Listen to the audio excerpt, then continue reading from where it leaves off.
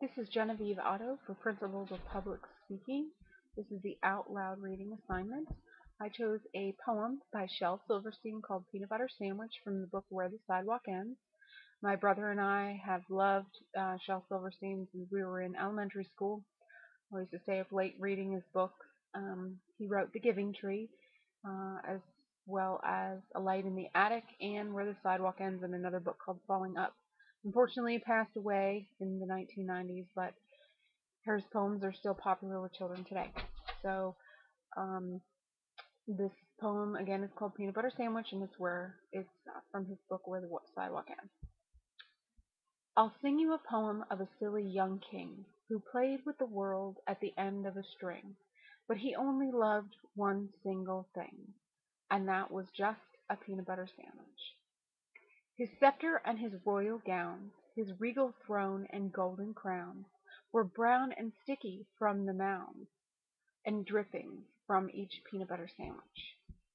His subjects were all silly fools, for he had passed a royal rule that all that they could learn in school was how to make a peanut butter sandwich.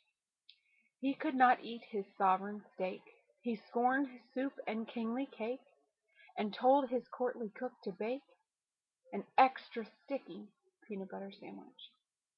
And then one day he took a bite and started chewing with delight, but found his mouth was stuck quite tight from that last bite of peanut butter sandwich. His brother pulled, his sister pried, the wizard pushed, his mother cried. My boy has committed suicide from eating his last peanut butter sandwich. The dentist came and the royal doc. The royal plumber banged and knocked, but still those jaws stayed tightly locked. Oh darn that sticky peanut butter sandwich. The carpenter, he tried with pliers, the telephone man, he tried with wires, the firemen, they tried with fire, but couldn't melt that peanut butter sandwich.